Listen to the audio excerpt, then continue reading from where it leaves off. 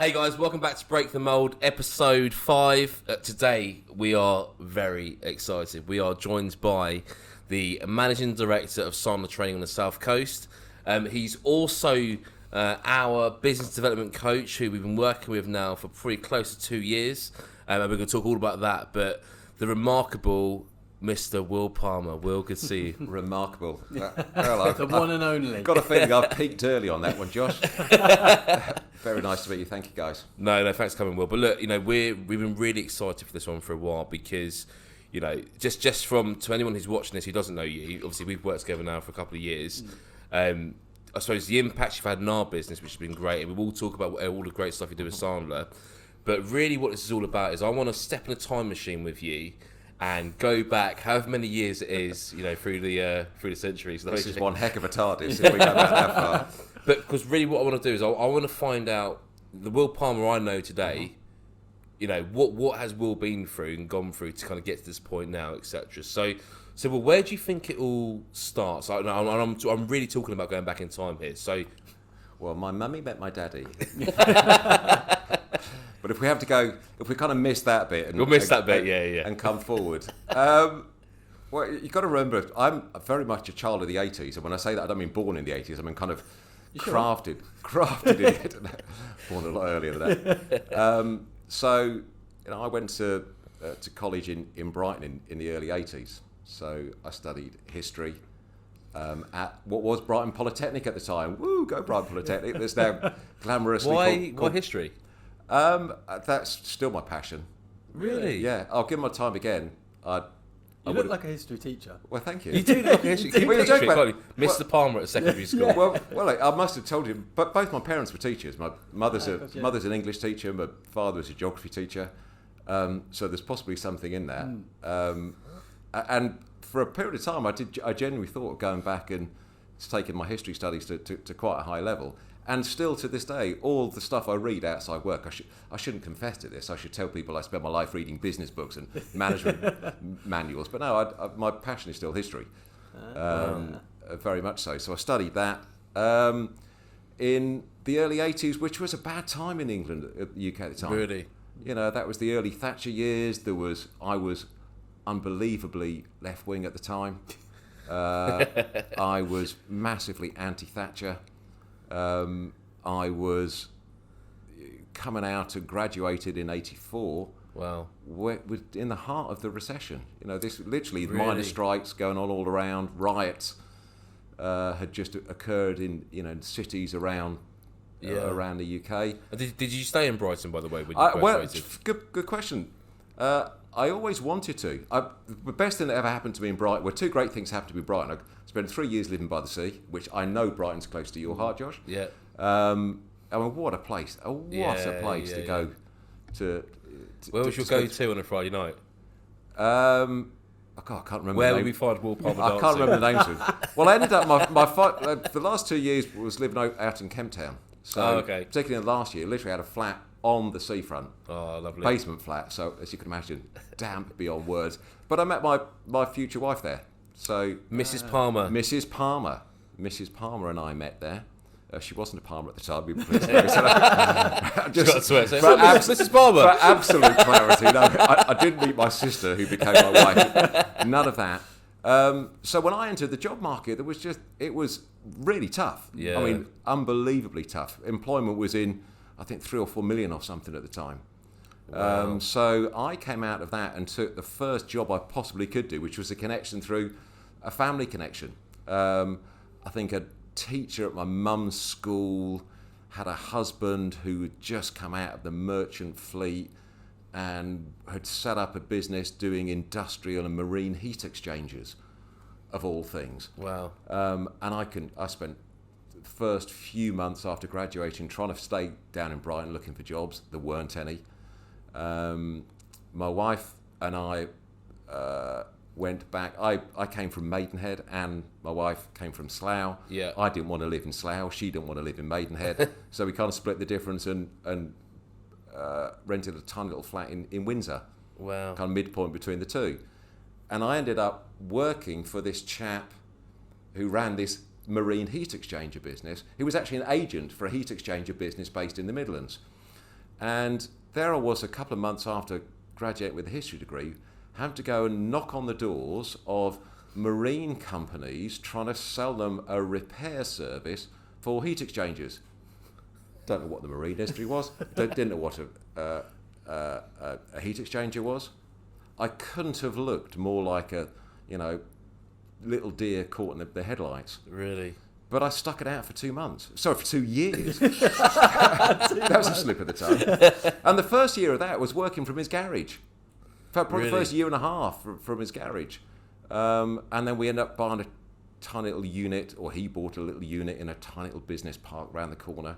And I've spent my life driving a pickup truck, going and picking up to Tilbury Docks at 4 o'clock in the morning to pick up something being sent off a big ship, and literally down in the guts of these huge ocean liners, picking up these enormous heat exchangers. Wow. Not understanding anything at all, but just thinking that's what you had to do to go and make a living. Make a living. It never occurred to me to do anything else. And how do those, I suppose those early day sales conversations go? Disastrous. I know we go through. There's probably some great psychologist word for cognitive something or other. How we just block them all out. Were I to be smarter, I'll be able to tell you what that's called. But I can remember almost nothing of it, other than sitting in this guy's garage, going, I don't know what's going on. I don't know what's going on. I don't know what's going on. And that kind of morphed into, I guess, you're probably familiar with the term, the sliding door moment. So there were a couple of sliding door moments for me after that, where after sticking that out for a couple of years, I remember walking up and down Pescud Street in Windsor, the High Street in Windsor, and there used to be a recruitment company called Office Angels, and I saw this little sign through a doorway. It wasn't Boots, I can't remember the shop it was, what I think is now a photographic shop. There was a small doorway and a sign on the street saying photographic shop. What's that? A shop who sells photographs. Okay, so is that... That's not a trick question, no. Oh, sorry. Even you, we're not so far back in time, Josh. Sorry. And so it said, jobs here. And on an absolute spur of the moment, I went up to this, remember walking up the staircase, and the woman saying, can I help you? And I said, I've no idea.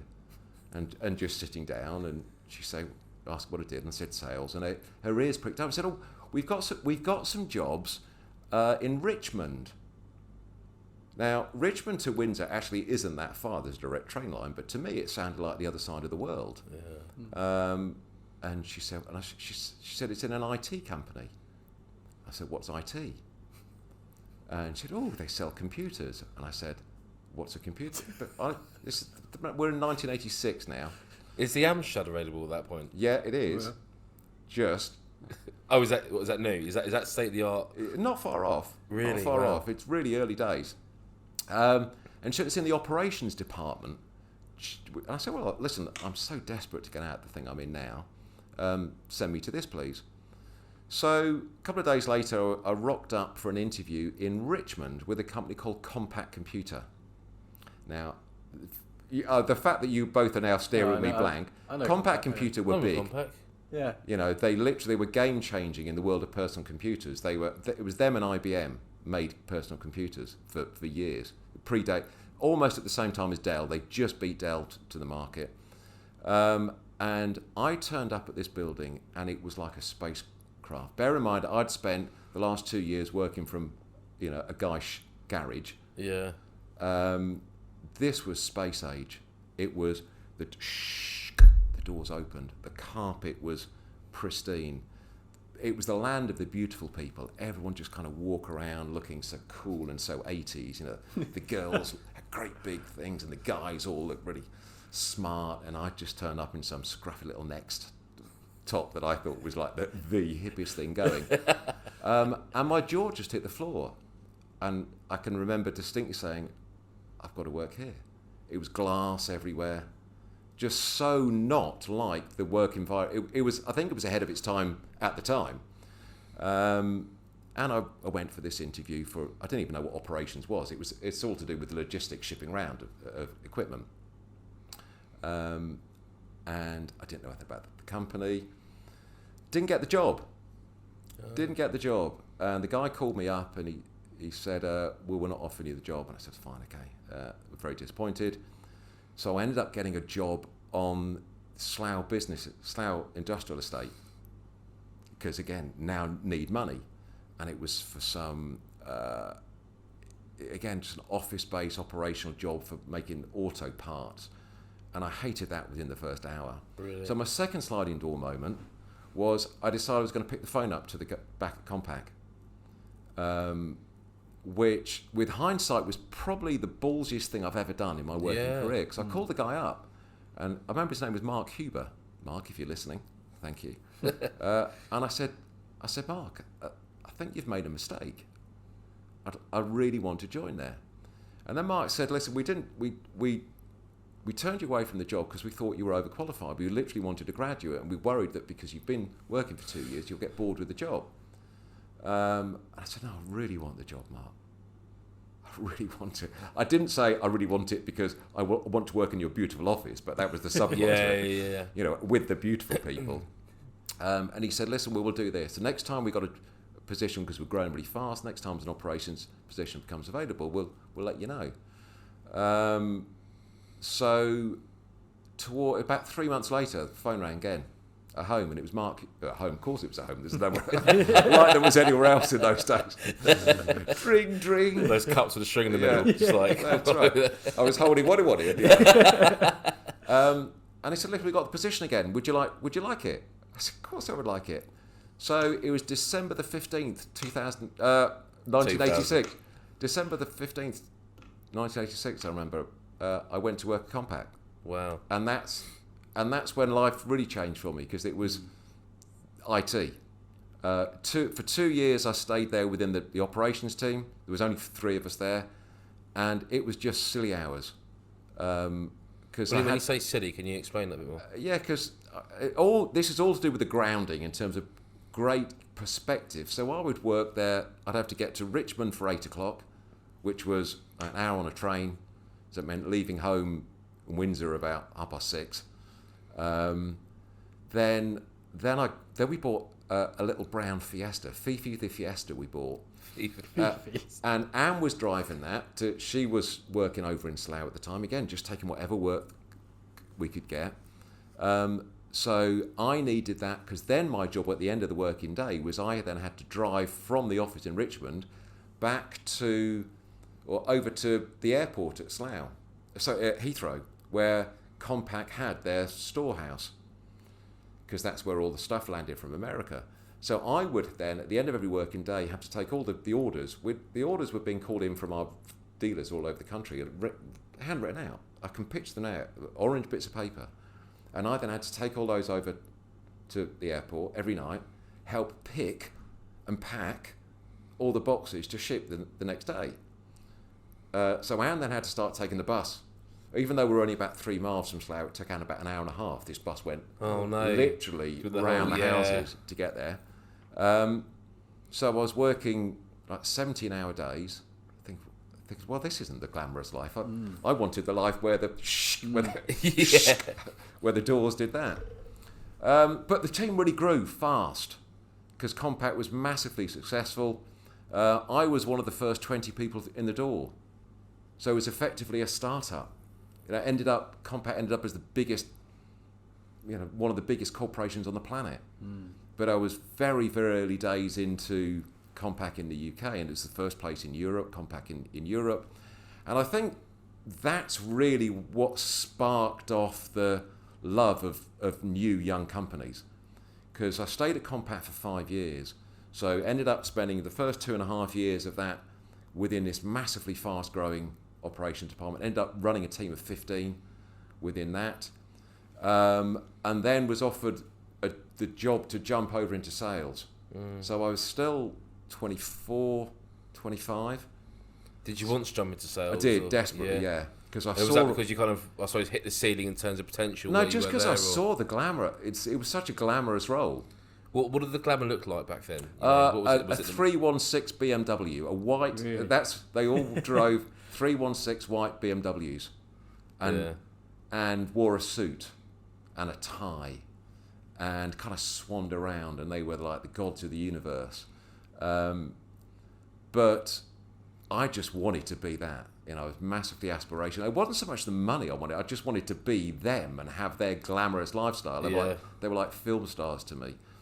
So that was the fortunate break into sales, proper sales. I look back on what I did for the marine heat exchanger stuff, and that was just, you know, making it up as went along. But that was first into sales, and I was at that point the youngest person in the whole of sales, with a massive imposter syndrome. You know, mate, you couldn't be more a clearer definition of an imposter syndrome. But stayed there, and ended up working through channel sales. In fact, I think I only ever did channel sales, but my patch was London. So what does that look like? Channel sales. So just selling to resellers. So Compaq had a massive reseller focus. All their business was done through resellers. They had some end user corporate stuff, but channel sales was where it was at. And literally just pounding the streets. I had 20 resellers I had to go and service, and they were all bang in the city of London. And that was the life for 3 years, and it was brilliant. But then I got bored. Then I hit the 5-year threshold. I have a 5-year alarm bell, and I've never either worked for a company or run my own business for more than 5 years without pressing the alarm bell and rolling the dice. So 5 years in, I rolled the dice, got out, which is a huge risk at the time. Was that straight into another opportunity? Or? No. Again, luckily, the great thing is it was on my terms, so I was in no rush to go away. I was talking about stupid things. We recently got married, bought our first proper house, still late 20s. Now we had, if you remember the end of the 80s, early 90s, we're in another recession at that point. So all the things, my house was with negative equity, but I rolled the dice, went and worked then for, I think I've actually, if I think hard about it, something that doesn't even appear on my CV, that I spent 3 months working for this. They were an American company owned ultimately by a Japanese company, who 3 months in, the Japanese parent company said they didn't want to be in Europe anymore. Oh. So that was my big experience. One experience of being walked into a room and literally being told, sorry guys, you're all out of work.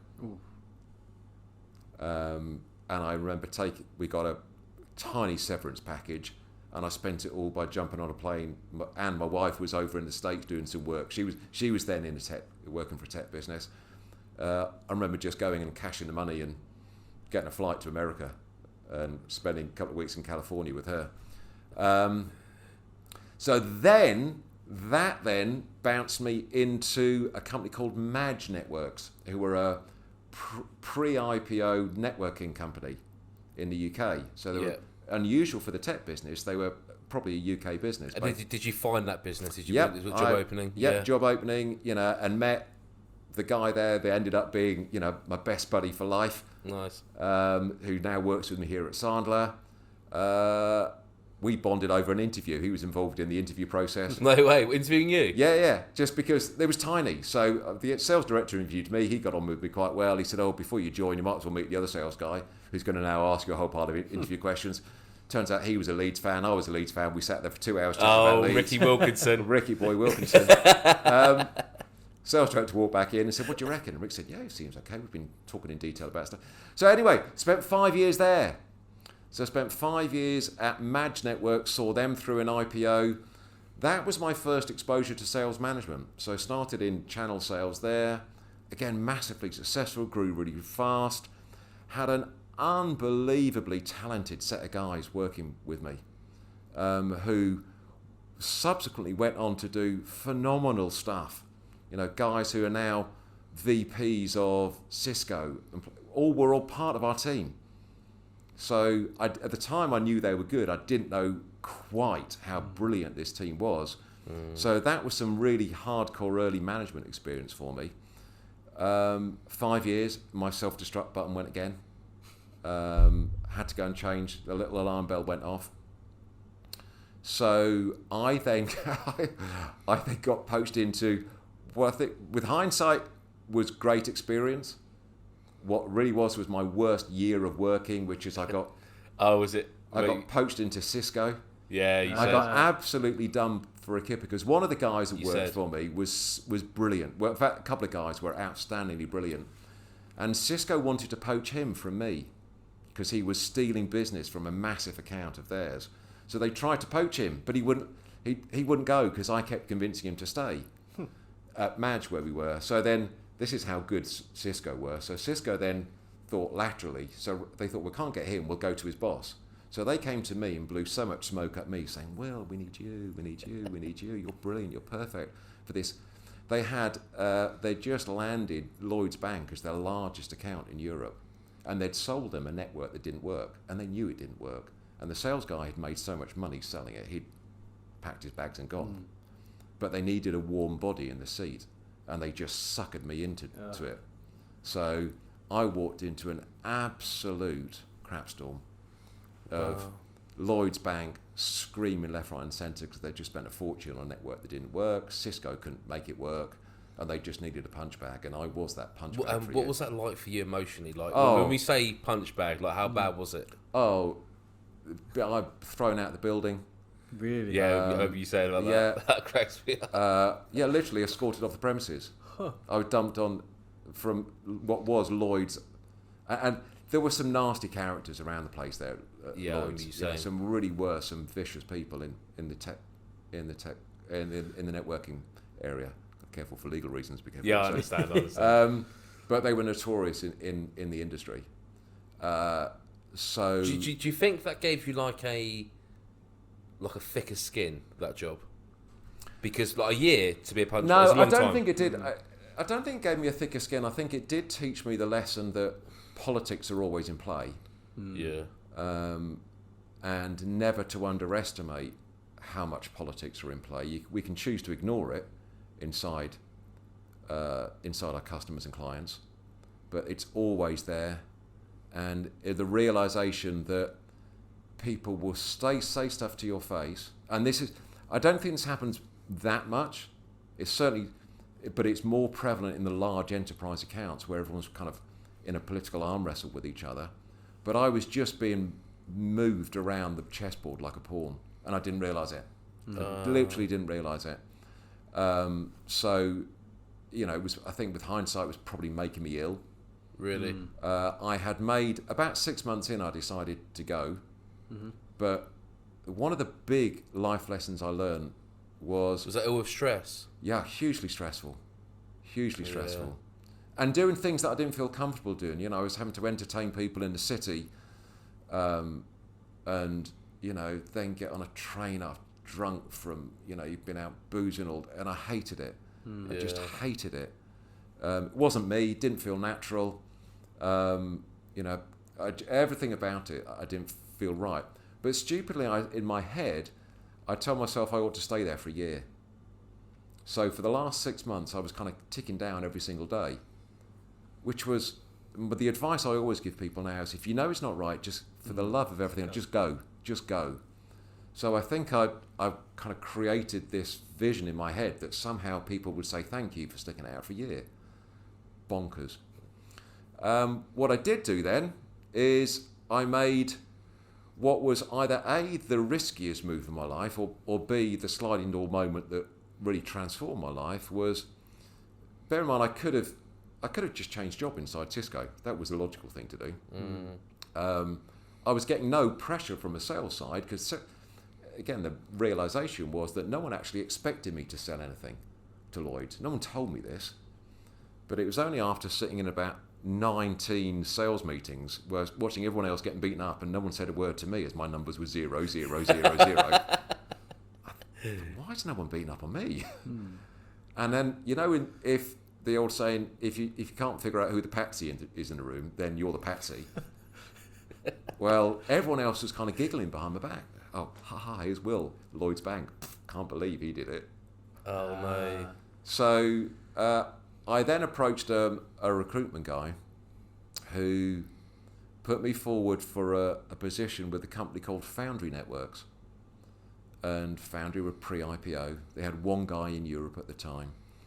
And it couldn't have been further. So in Cisco, I was literally flying over. I was taking the directors of Cisco, of Lloyds Bank, over to meet one-on-one with John Chambers of Cisco, CEO of Cisco. I was literally meeting John Chambers in John Chambers' personal office with the IT directors. I mean, in Cisco world, in IT world, it didn't get any higher.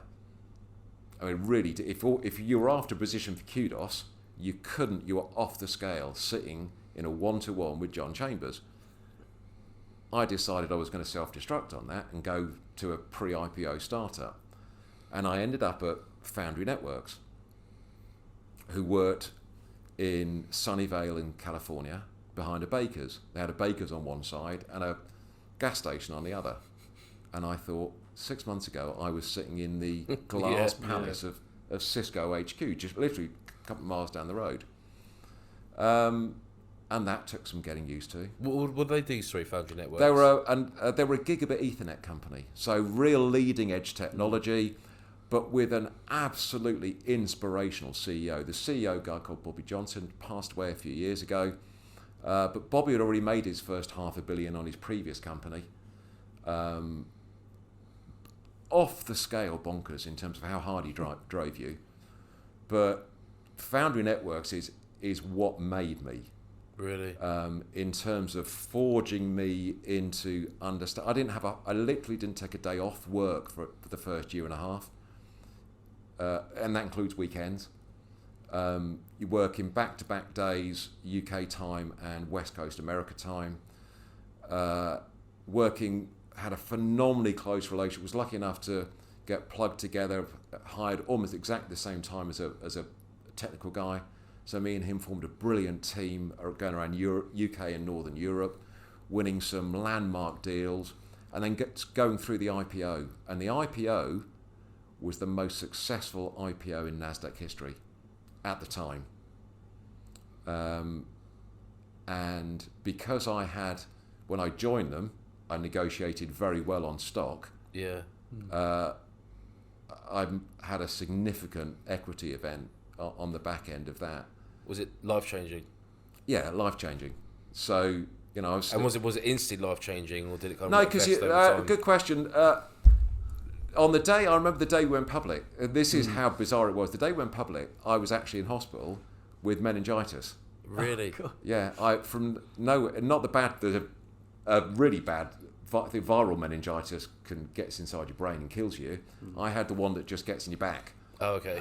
And makes you very ill.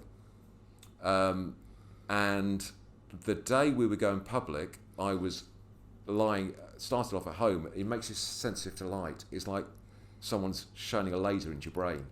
And this headache was getting worse and worse. And I was lying at home in the dark. My wife was knocking on the door every time saying, they're on the phone again. And we're now because it launched at $17 a share. I can remember this, or $17 or $19 a share. And there was a knock on the door. My wife would open the door and said, it's gone to $30. It's gone to $45. It's gone to... I ended up at the end of the first day, I think it was $121 a share. Jesus Christ. But I couldn't... I heard the words.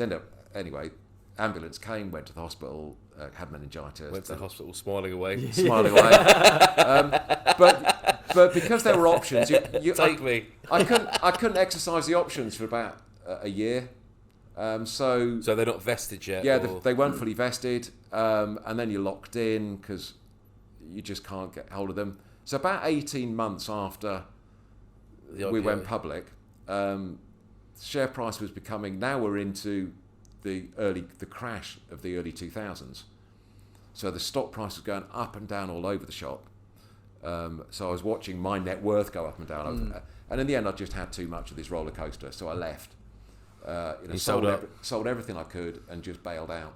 Just on that quick, because that's such a significant moment for people. Like when you sold out and that cash hit your account, how did you feel? Is it an anticlimax? No. Should I think I can tell you exactly where. I can't remember the moments. I can remember the moment when I got the call from the bank that the cash had hit. Of course, I'm thinking in my head that you got a mobile banking app. Check on the app. I was like, you be looking at the app. Like, no. I was sitting in Costa Coffee at Waterloo Station. Did your pager go off? This pigeon flew in.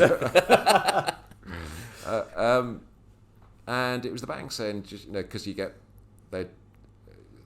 Deutsche Bank Alex Brown was the broker in the States. They had money to transfer to the UK, and it gets converted, and that was the moment it felt real. That's the moment it felt real when the money hit. And yeah, listen, a lot of people watching this and listening to this will have gone through it as well, and it is indescribable. And to me, my ambition then was really simple. And that was just stop working. Yeah.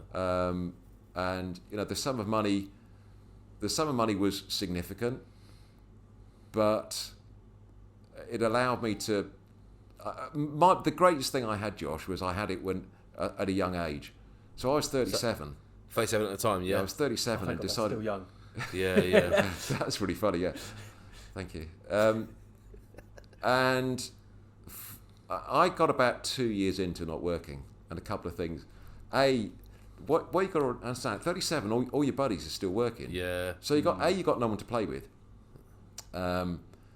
So I became the biggest pain, and I would just go around asking all my who's available to go to golf, who's available to go on holiday, who's available to go skiing, who's available to do this or that. And I think I was just a pain to everyone. Really? It does get, there's only a number of times you go down the gym. Were you just like, at the time, would you say you were quite, I suppose, were you managing it well in the sense of, did you go on like a bit, not so much a bender in the sense of, because I know it's not your thing, but more like, were you just buying pointless stuff? No, I don't think I was. I think I tried really hard not to. Was it tempting? No, because I never wanted stuff. What I wanted to do was not work. Because I've worked really. At 37, when you've worked really, really hard. But that's the thing, because it was relentless, right? Because you were saying it was like a year and a half, non-stop. And back the years to back. before that, I'd had nightmare year at Cisco. Madge had worked really hard. I'd always worked really hard. I can remember the years when Anne and I bought our first flat, and I was still at Compaq. I was saying how I was going back to the airport every night. We still didn't have enough money, so we would go to the industrial estate in Slough, and Anne would go to a company who would give us. You could earn cash in hand. They'd give you a bag of screws and a bag of plastic widgets, and they'd pay you, because real manual labour, just take the screw out of this bag, stick the widget there and squeeze them together and put them in a third bag. And we were so desperate for money that we would spend every evening at home watching one of the 3 channels that were available. Between us, we'd been working all day. Wow. Get home at night, and to get enough money to be able to pay the mortgage and have a little bit over to go for a beer at the weekend, we'd spend every night squeezing those things together. So we'd kind of worked really hard, and by the time you're 30, at the time 37 feels like you've been doing it for a long time. Yeah. So what I was fortunate is it allowed me to spend time. My kids were young, so I didn't buy stuff, but what I did invest in is a phrase that someone said to me years later was, listen, while you got the time and the money, invest in memories. Which I thought, what a lovely phrase that is. So, I was lucky. We travelled the world with girls, and they beat up on me now, saying, "Why did you waste the money then, Dad? Why didn't you do it when we could remember?" Yeah, good point. So, yeah. So there comes a point where you also sit down and look at a spreadsheet, and the line of you think the money is actually at some point. It's decades away, but blimey, at some point the money's going to run out. So you can either reel it all back in. So A, it's the money's going to run out at some point, it's decades away. And B, I was starting to get itchy feet. I really was getting itchy feet. So 5 year. No, it didn't last. This was less than 5 years. So it lasted a couple of years. And then I was decided, so I flew out for, this is how up myself I was. Took a first-class flight over to San Francisco for breakfast with my old boss, the Bobby Johnson guy. I was only on the ground for I think 12 hours, but I met him in Sunnyvale for breakfast and just asked his advice. So you two are quite close then anyway. Well, at least in the sense that you can fly out and breakfast with him. Yeah, because I think and I do remember asking him, why have you taken Why have you found the time for breakfast with me, Bobby? And I remember he looked at me and he said, well, I always have time for you because lessons you learn. He said, well, you never bought me problems. You bought me either solutions or choices, which I thought was the highest praise anyone's ever given to me. So we spoke about some stuff and he gave me some advice. So I then decided to start some businesses. They went on a run there of the first 3 or 4 businesses, iterations of trying to get something off the ground. So I set up a business bringing US startups into Europe. That was fascinating. So joined together with an off-the-scale bonkers guy who was brilliant. His background was recruiting, but knew so many companies in startup world. So we went to the States. We only did that for less than a year, but met with maybe 50 or 60 startup CEOs in the Valley. I mean, boy, that was an experience. I bet you came across some great stuff at the time. And talk about, now you then start to knit. You look back and think about what makes you, and that year of just relentlessly meeting startup CEOs in Silicon Valley. Then first iteration of trying to set up a training business, then first iteration of doing the consultancy work. And then that kind of segued in after a couple of years to doing some consultancy work for a large PLC, doing some consultancy for one of their divisions. And it was a division that came to them through an acquisition that didn't sit right within the business.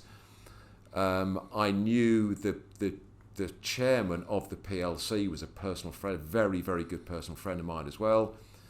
So at that point, having spent a few months doing some consultancy work for this division, I approached him and said, listen, I don't suppose the PLC would have any kind of appetite for selling this, would they? Because I'd quite like to get my hands on it. And he said, that's unbelievably spooky. We're wondering what to do with this business because it doesn't fit the profile of the rest of the business. Maybe there's a conversation to be had. So we thrashed that round and ended up buying that business. I did it as an MBO, a management buyout. So it was only a small division. There's only like half a dozen people in it, based near Reading at Thiel. And the technical director was an off-the-scale, brilliant guy, a genuinely nice guy, as well as flipping incredible at his job. Yeah. So he had got some capital behind him from another IPO that he'd done. This is lots of people floating around in the industry there who'd made money during the boom times of tech. So I bought the majority stake in it, and he bought the other part of it, and we ran that as a business for 3 or 4 years. And it was... I understood almost nothing about what the company did, which is a theme about because I don't understand technology. I never did. But we kind of upped and down, selling into a very specific sector of the growing mobile tech security market. And we ended up doing disposal. We ended up selling that to a PLC for 4 times what we bought it for, Wow. which wasn't bad. Yeah. And then... Oh, and also while we were doing that, we span off 2 other businesses inside that, both of which got to disposal as well. So that got me involved into the area of buying and selling and investing in businesses. So ultimately sold that to a business that wanted me to go and run that business. So that was a PLC. So ended up running the... So you sold the business to the business, then went to run that business. Yeah, so went to run that business. Wow. And that was a PLC, so that gave me exposure to managing big companies. And then also at the same time bought myself in as an equity partner to the VC company that was a shareholder in that business. So that was a period of time that was exposing me to investing in businesses, knowing, understanding about how do you create enterprise value into companies. So that was a real concentrated 4 or 5 hardcore years. There's a lot happening there. It's almost like a... And do you think the fact that I suppose, of course, it came down to having the capital to buy into all these businesses, but like, did you start to build a criteria for the businesses that you knew were right for you? Or was it literally, that just looks nice, we'll go for that? Well, it wasn't so much personal to me. So at that point, we're buying businesses, investing in businesses that are right for the profile for the investment company. So yes, I think it becomes more a case of being able to spot what businesses have value, full stop, really good grounding in being able to blow away some of the fluff and smoke screens that people put up, to understand how value is generated in a business, and to understand what are the real important moving parts of it. And all the way through this, going back to really my start coming back into the working field after my interregnum of playing golf and travelling the world and spending time with the kids, that got me back into the world of being a bag-carrying salesperson. You know, as well as running a business, there's no other bucket to go and sell the products and services of the business. So I never dropped that. And in my heart, to this day, if you cut me in half, it's what I am. Yeah. You know, the sale, you know me well enough to know that, you know, nothing gives me more of a buzz than to seeing people do well in their business and to seeing good selling happening. So after I then got out of the investment business. They were just running at a pace that I wasn't comfortable with. They wanted to take it in a direction that, you know, just didn't feel right for me. So we equitably parted. And so I then got into setting up another couple of businesses. Still in the tech sector, startup, reseller, integration based for some real leading edge stuff in the States, and got some brilliant sales going on that, and ran that for 4 or 5 years. Big alarm bell goes, 5 years, press the button. Just on that though, quick, because it's really interesting, because when you talk about that, like, went from this business, bought that one, sold that one, etc. I think it's a learning thing. Me and Chris had like come to realise, like, I think when you start a business, you know, it's very easy to become emotionally attached to the entity, right? Because you feel like this is our baby, it's kind of ground up, etc. But you kind of like, and I think it comes from experience, kind of speaking to people like you, it almost gets to a point where it's like they're treated as commodities, if that makes sense. Is that fair to say? I wouldn't say treated as a commodity. I think, listen, as business owners, we should never lose the emotional connection and passion for the business. I think that's a non-negotiable. But what I think people do lose sight of is the end game. So, you know, I love the fact that I can coach you in your business, because I love the passion that you bring to your business, and I love the fact that you're not so emotionally attached to it that you don't see that there's an end game. And I think businesses should know whether this is a lifestyle business for which this is going to create an income stream for life, or this is a business that's going to create what we call an equity event. Because when I think back to 2001 and my equity event, the big light bulb moment to me is it's so hard to build a lump of capital in our private lives. Earning good money is great, having an income stream is great, but you guys you'll live in proof, doubtless, and you'll be even more living proof for this as you go along. The more we earn, the more we spend. Okay, so the ability to build a pot of money is really comes across along very, very seldom in our life. You know, life-changing money. And one of the few, the only ways we can rob a bank, we can win the lottery, or we can sell a business, build a business and then sell it. And I think that's what I learnt in the buying and selling and investing in businesses is the life-changing stuff comes from the ability of being able to monetize and turn that passion into a pile of money in your bank. And is that a pile of money there which you kind of just settle and feel good about it, or it gives you fuel and ammo, I suppose? Well, fuel to really go out and do it again, but even bigger. And I know that, listen, this next line is so well trotted out, it's beyond belief. But honestly, the thing it gives you is choice. Yeah. It gives you choice. And when I look back, you mentioned about the equity event from Foundry and sitting in Costa Coffee at Waterloo Station. That's life-changing, not because I suddenly had a pile of money in the bank, but for the first time in my 37 years on the earth at that moment, I genuinely have had choices. To do what you want. Yeah, within reason. Yeah. But that's what it gives you. So it doesn't. I tell you the other thing it doesn't buy. It doesn't buy happiness. Yeah. It does come with its own kind of downstream stuff. I had to. We mentioned Rick. Rick Wilkinson, the guy I made friends with 30 years ago at Madge. Rick was very much my anchor friend. I think it's very important to find anchor friends when you go through things like that. To people, Rick couldn't be more down to earth northern if he tried. So I knew that Rick would never, put up with any shit from me. So that's when, whenever I thought I was in danger of going off I'd think about, what would Rick say if he could see me now? What would Rick do? What comment would he make?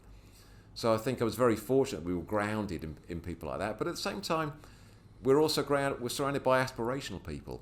It's all with the risk of going round in circles, coming back to some of the things when I look back at my early days, I was always made sure that I surrounded myself with people who had a common vision to do very well. And Anne and I came from nothing.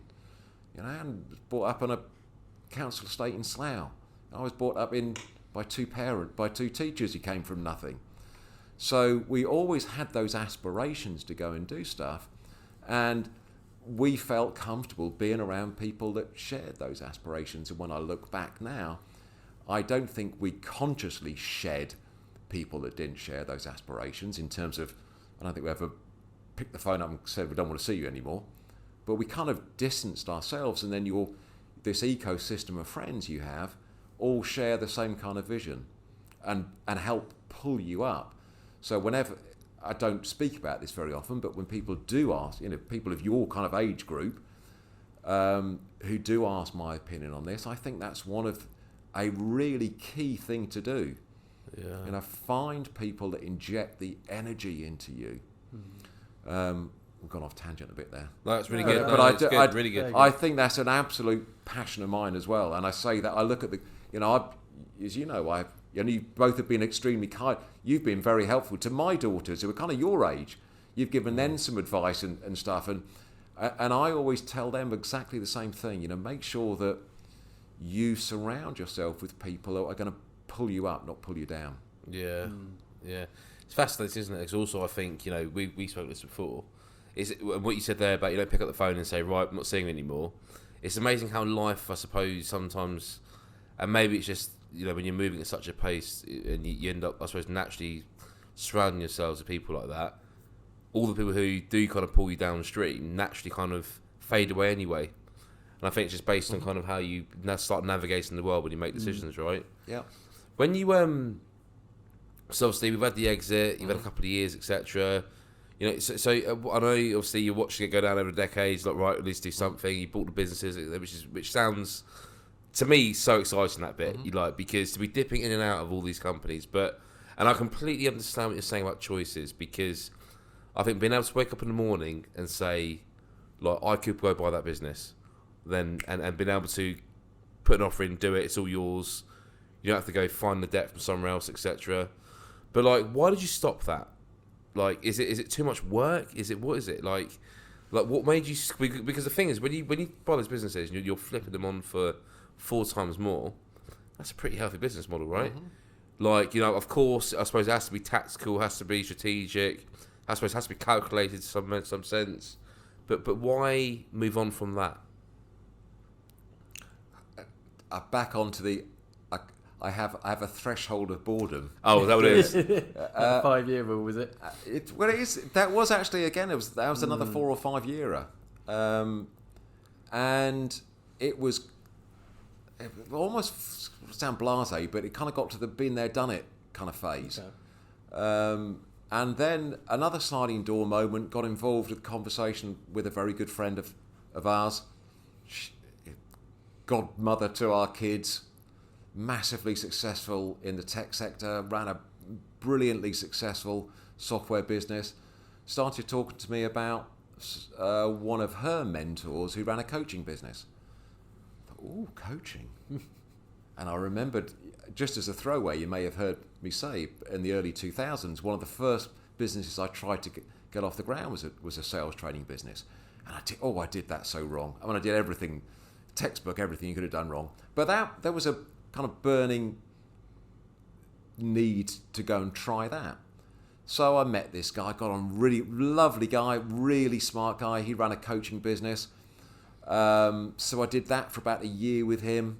Couldn't really get that going in the way I wanted to do it, but did enough of the coaching for it to really light me up. They say do things in life that make you feel energized. My first time I stood in front of, it was leadership and management coaching at that point, in front of a group of directors and coaching them on some stuff. And by the end of the day, getting them in my car, feeling A, I don't think I've ever felt more exhausted in my life, and B, I want to conquer the world now. I've never felt that rush. And I remember sitting in my car, it was in Coventry, but doing some coaching, thinking, this is my next journey. So I then, when I realised it wasn't going to work with this guy, but I wanted to stay in coaching, I actively looked around at what else there was to do. And whilst that was management coaching, I think my real passion, I still do some management coaching. I think my passion laid in sales. I said, cut me in half. Still a bag-carrying salesman. And had come across Sandler and had sat in a couple of Sandler sessions for a guy in London and listened, was just blown away. Who was that, by the way? A guy called Steve Swatman, still a very successful Sandler trainer in London. Yeah. He kind of had me at hello. So I approached Sandler in the UK. It's a franchise business. Got to go. Well, do you say, by the way, the easiest people to sell to are salespeople? That's true for me, for sure. Well, we'll have a conversation about that afterwards. So I approached Sandler, and Sandler's a fantastically expensive franchise to buy. It's one of the top franchises to own. Year after year, it's one of the top 20 global franchises to own. It costs a lot of money to buy it. They set the bar very high. Back to my, money allows you choices. I had the ability to buy it, bought it, spent the first year doing textbook everything wrong, despite the fact they sit you down and say, don't do this, this and this. My arrogance gene kicked in and saying, don't be stupid, I'll do it my way. I'm Will Palmer, I'm really successful. As I'm sure everyone does by definition. If you become a Sandler trainer, you've had a successful working career behind you. They go for the best of the best. They don't, if you've been a bottom feeder, you ain't going to pass the test of getting in there. So I did that. I did everything wrong for a year, and then slowly, you start. The water wheel does a turn, and you start following all the right disciplines. And I've said this to you 100 times, Josh. My big regret, I wish I'd discovered it 10 years earlier. Really? I'm at the stage now where I've probably got, another maybe 5 years of 5-10 years max of running this. I wish I'd discovered this. When I decided to bail out at the age of 37, I should have bailed straight into this. Really? And I've got to ask, this is one of my favourite questions to ask you actually. If you had the, I suppose, Sandler methodology, etc., if you knew it all, rewind back 2001 onwards, how much of do you think it would have changed much in your career? Sorry, would what have changed much? Learning how to sell with Sandler, the Sandler way, I suppose. Oh, great! Yeah, I mean, because surely before that point, obviously you're good, but you must have been quite traditional in the sense of was it? I'd wheel it back. I know you in your head 2001 sounds like a long time ago. Yeah. I'd wheel it back to 1984. Oh well. I wish I'd learned this stuff. And bear in mind, Sandler has been going for over 50 years now. It did exist at that point.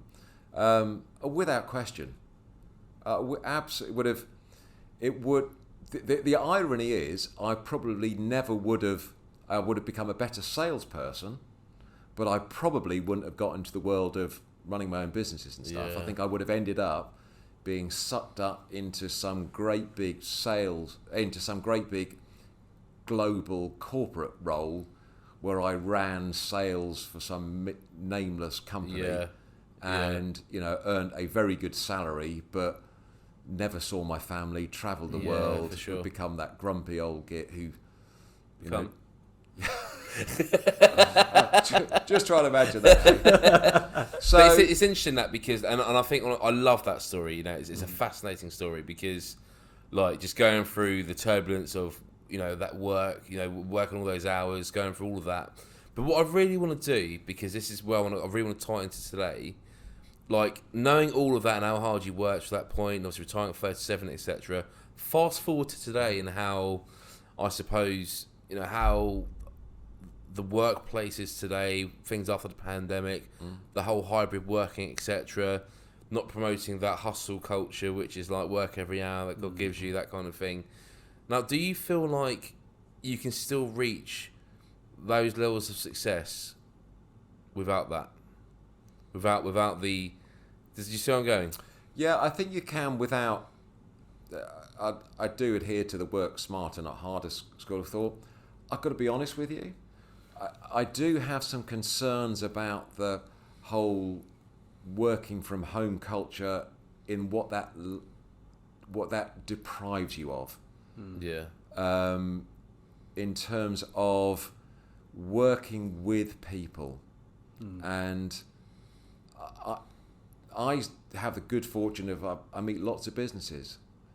Every single one of the relationships I have now, when I look back at throughout my working career, is done face to face. And yes, I spend time in virtual world like everyone else does now, but there is no comparison to the benefits of working with a physical human being in the same room. And I genuinely get all the upside, mental health issues, the balance of life stuff of hybrid working. But, and I don't say this from a work hard basis, I just, my concern is people that we risk not arming people with enough interpersonal skills and all the soft bits that go around being in the office and office. I guess that's my concern. Yeah, that makes sense. Go on, off to you. What about like a hybrid working environment where it's a mix of both? Do you think that works? I think it's far too early to say that. I think I'll tell you what. If we jump, and I know this is contrary to what most people, and I know I'm an outlier on this, particularly, we need particularly in a opinions. generational thing, because I've been around this house. I said my kids are mid and late 20s now, so I have this conversation with them. Jump in a time machine and jump forward 5 years, I think everyone's back in an office. I think we're all, and I think it will take some time to get there.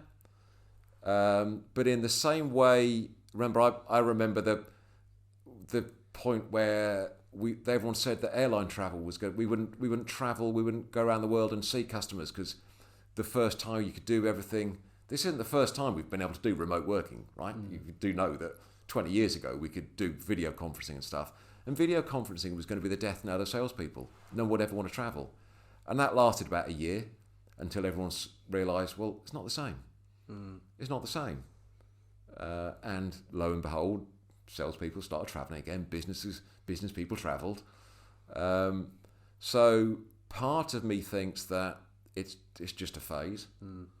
I don't know. Hey, listen, I might have got it completely wrong. Yeah. But I think it's actually probably one of the fairest arguments I've seen as to why it wouldn't last, if that makes sense. Because it makes sense, and I think it's one of those I suppose conversations where you have to tread not so much carefully, but like try to approach it from an unbiased perspective, understand both the benefits of both so sides. So essentially, so my eldest daughter works for Gartner, and she works on the HR side of Gartner in sales, very successful, and so she's got all these facts and figures that Gartner, the big research company, have got global figures now about how if you're not attracting staff, your talent is now attracted by hybrid working. And Chris, you're nodding your head now. You see this all the time. Yeah. So I can't argue with facts. I know the data today is telling us that that's what people want. Is it what people think they want? Do you know what? I think it's what people expect at this moment in time. Yeah. And why wouldn't they? Yeah. You know, If everyone else is doing it. Listen, I couldn't get more. I wish I had my time again and I could rock out of bed at, for a couple of hours, 2 days a week, just rock out and slam into a chair. Yeah. Do you think though? Because like what I'm trying to do is compare that year and a half where you're working back to back, God knows how many hours a day. There'll be some people who look on that today and think that's almost like frowned upon. A company would even allow an employee to do that. But basically, the point I'm trying to get at is because, like, can you reach that level of, I suppose, success without having to be, I suppose, actually look at it and think, do you know what, I'm going to have to sacrifice here. It's not going to be a 4-hour week to the top. There's so many things to unpackage from that question. Do I think it's necessary for people to work themselves to a state of illness? Absolutely not. Yeah.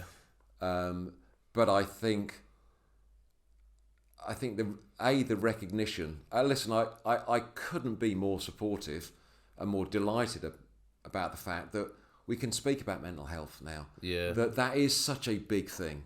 So back in the day, was it literally literally, it's when you said you were getting ill from that job, like, was that something you had to suffer in silence? Yeah, because it sounds stupid, but you don't realise it at the time. I think one of the things about that level of any form of emotional and mental illness like that, it's not a mental.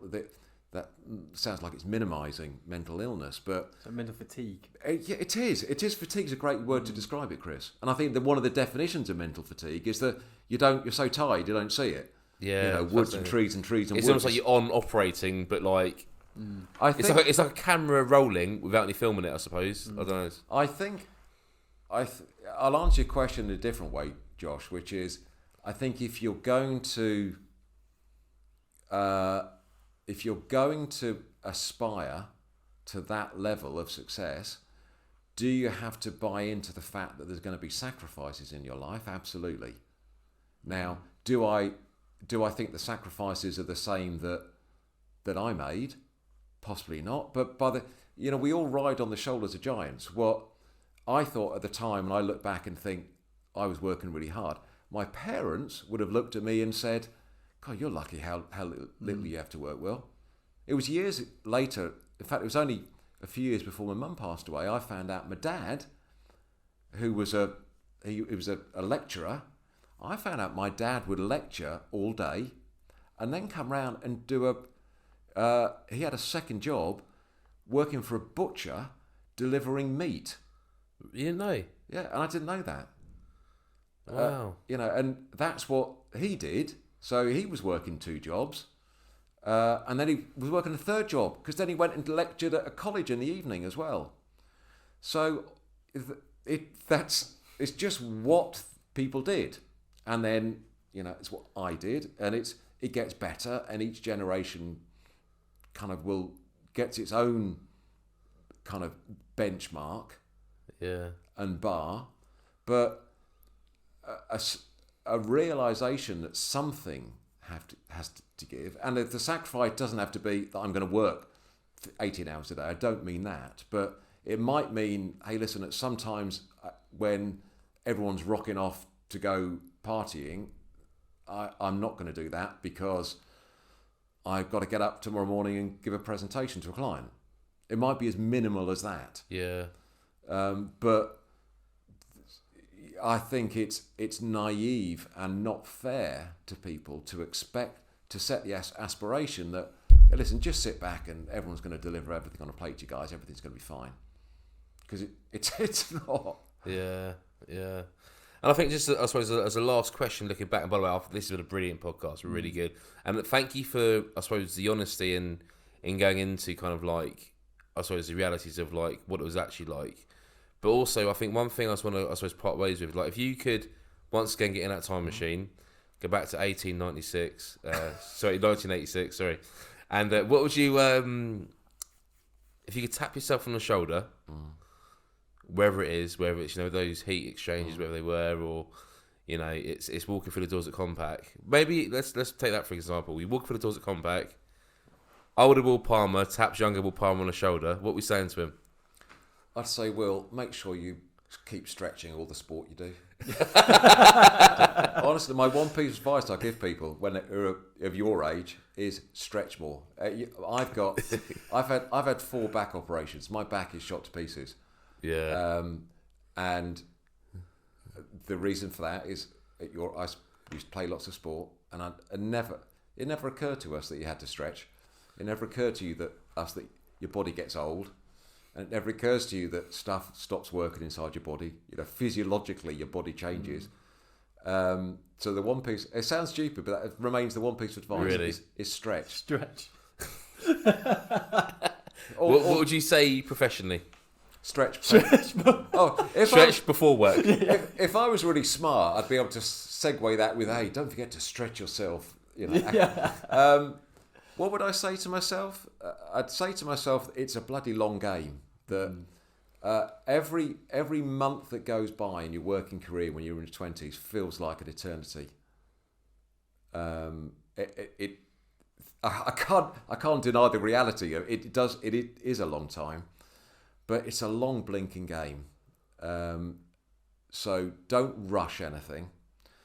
And I think when I referred to it for my year at Cisco, when I was desperately unhappy, and I'd set myself this false aspiration that I had to stay there for a year. And other piece of advice I do give, and I give this advice to my kids as well. If something doesn't feel right, get out of there. You know, trust yourself. There's always jobs out there. And I don't mean to belittle how difficult the job market can be. No, but I agree with you. But trust yourself and back There's yourself. always something somewhere. There's always something. Nothing is more soul destroying than hating your job. Than waking up every morning. The first thought when your eyes open is, you know, if it's, oh my God, I've got to do ... It's one heck of a long day until you hit the pillow again. So, piece of advice would be, if you're not happy, get out of there. Don't settle for, you know, less than you want to do. Don't, and I think this last mantra I have lived pretty well, which is roll the blinking dice. You know, don't feel that just because you're doing something now that's forever. You know, I've had some pretty radical changes in what I've done. I could still be working for a heat exchanger company in the Midlands now, which might have been, but in that alternative reality, I could have been a brilliant life. I've no idea. You know, I might be the world's most successful heat exchanger salesman now. I don't know, because someone is, but I'm not. And you know, I've lived an alternative life, but don't be scared to roll the blinking dice and go and do something, because you can always go back. Yeah. You know, you can always go back, but never, ever, ever regret what you've done. You know, have you made a decision, stick to it, own it. Never blame anything. I think one of the things I have done well in my life is I've never blamed anyone when I've been unhappy. You know, it's always my decision.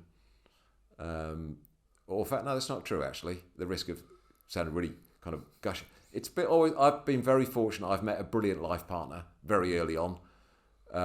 And every single step that we've gone from life since I've now been together with my wife for 43 years. Wow. You better get that right. She might have watched it. Yeah, Mrs. Palmer. Yeah. You can date fact check that one. Yeah, we've been married. We've been happily married for 3 years. But everything has always been a joint decision, and every decision we've owned. Every decision we've owned.